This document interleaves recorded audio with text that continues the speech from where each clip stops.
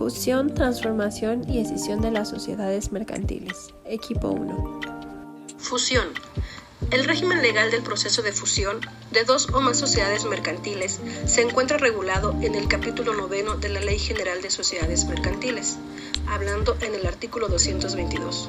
La fusión de varias sociedades deberá ser decidida por cada una de ellas, en la forma y términos que correspondan según su naturaleza. ¿Qué es la fusión?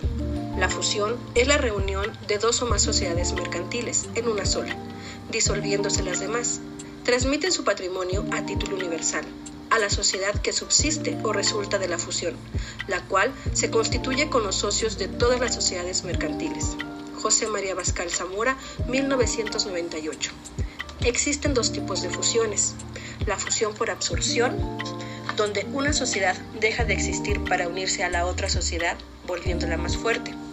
Fusión por integración, donde ambas sociedades desaparecen con el fin de crear una nueva. La fusión de las sociedades se decidirá por cada sociedad de manera independiente, definida en una asamblea general extraordinaria en caso de que se trate de sociedades anónimas o en la forma y términos que correspondan a cada sociedad fusionada, de acuerdo con la naturaleza de cada una. Una vez tomado el acuerdo de fusión por cada sociedad, podemos identificar 3 etapas en el proceso. En la primera etapa se publica la fusión en el diario oficial del domicilio social. Se publica también el balance de todas las sociedades y el sistema para extinguir el pasivo de las fusionadas, y se inscribe en el registro público de comercio. En la segunda etapa transcurren 3 meses desde la inscripción hasta que surte efecto la fusión. Durante este periodo cualquier acreedor puede oponerse judicialmente por la vía sumaria. Y en la tercera etapa, si no existió oposición, la fusión de la sociedad surte sus efectos legales. Se deberá cancelar la inscripción de las sociedades fusionadas en el registro público de comercio. En la fusión por incorporación o absorción se produce un efecto extintivo de las sociedades que se fusionan, y en la fusión por integración se produce un efecto constitutivo respecto a la sociedad que se crea. En el primer caso, la extinción de sociedades es efecto y no causa, por lo que no se produce el fenómeno de la disolución que la Ley General de Sociedades Mercantiles regula en el artículo 229. De ahí que no cause la liquidación de las sociedades fusionadas. La fusión de sociedades mercantiles produce 3 efectos: el primero en cuanto a las sociedades participantes, el segundo respecto a los socios y el tercero respecto a los acreedores. ¿Pero qué pasa con las sociedades? De acuerdo a los artículos 127, 224 y 225 de la Ley General de Sociedades Mercantiles, la personalidad jurídica de las sociedades se extingue al fusionarse, por lo que se tiene como resultado una sociedad fusionante, que tiene una propia personalidad jurídica junto con sus derechos y obligaciones. ¿Qué pasa con los socios? Lo ideal es unir los socios de ambas empresas en la fusionante, pero hay excepciones, como por ejemplo en las sociedades en nombre colectivo y en las sociedades en comandita simple. De acuerdo a los artículos 35 y 57 no es posible. Y por supuesto en los casos en donde se elija la liquidación de algunos socios en cualquiera de las sociedades.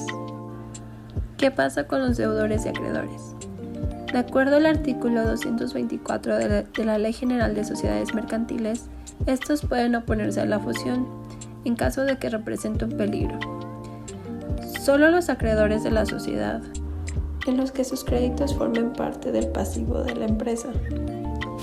Los derechos de la empresa se respetan en su integridad y pasan como obligaciones de la fusionante, salvo que sean pagados o garantizando su pago de acuerdo al artículo 225. Hablaremos entonces de la transformación de las sociedades mercantiles. La transformación de sociedades mercantiles es un proceso legal en el que una sociedad cambia su forma jurídica para convertirse en otra distinta en términos legales. Se trata de una reorganización empresarial que tiene como objeto adaptar la estructura legal de la sociedad a nuevas necesidades y circunstancias. Este proceso puede implicar diferentes tipos de cambio, dependiendo de las necesidades de la sociedad en cuestión. Por ejemplo, una sociedad anónima podría decidir transformarse en una sociedad de responsabilidad limitada y una limitada podría transformarse en una sociedad anónima.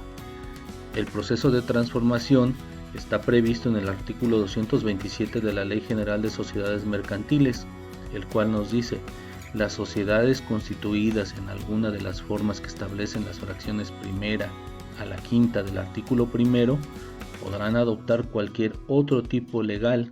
Asimismo, podrán transformarse en una sociedad de capital variable. Hay algunas excepciones, como las irregulares y las de hecho, las que están en liquidación y las sociedades cooperativas. Pero ¿qué nos dice las fracciones primera y quinta del artículo primero de la Ley General de Sociedades Mercantiles?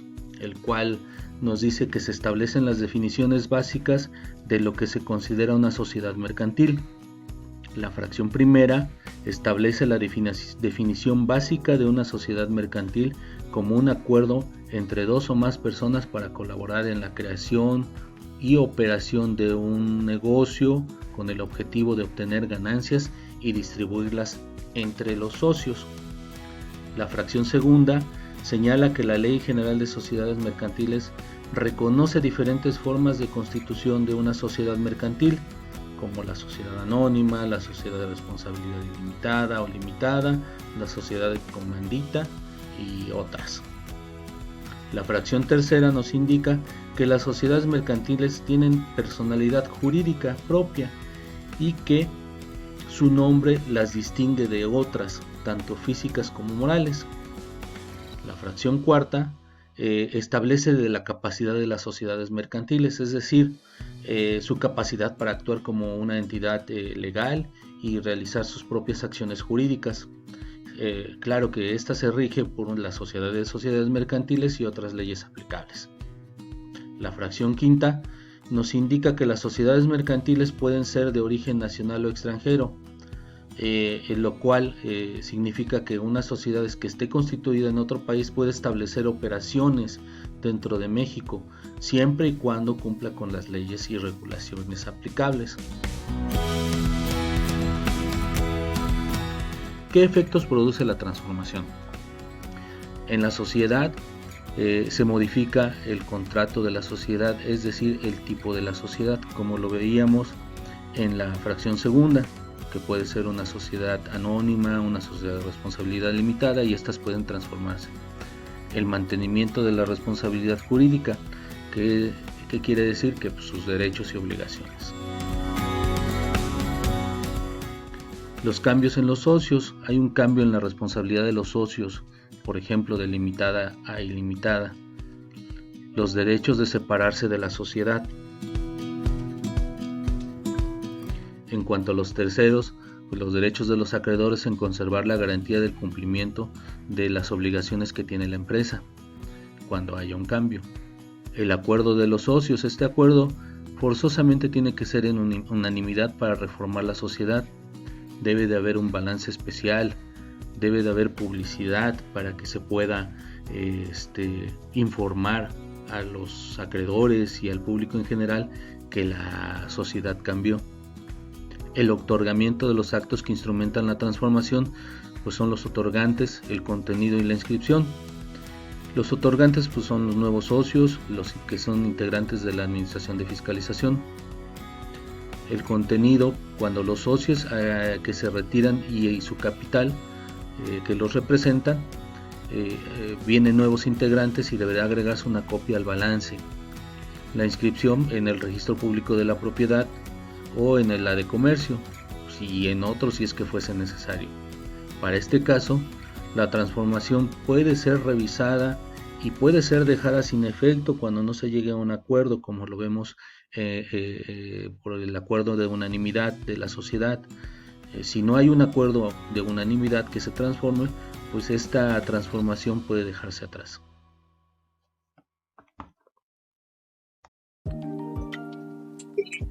El concepto de posesión, según el autor, es el acto por el que una sociedad, persona moral, transmite a una o varias sociedades ya existentes o que se constituyen para ese efecto, a título universal todo o un porcentaje de su patrimonio, o bien a título particular ciertos bienes, derechos o deudas. González, 1991.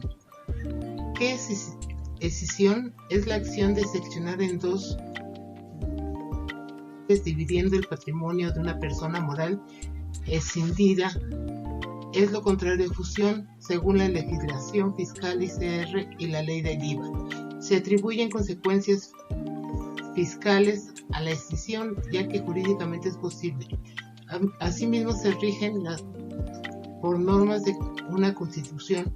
Por lo anterior, existen normas de transmisión de bienes inmuebles, incluso fiscales.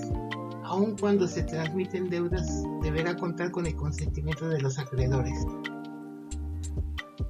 La naturaleza jurídica no está considerada por el derecho sustantivo mexicano y será una figura regulada ya por el derecho civil y el derecho mercantil, según sea el caso. Las modalidades de la escisión.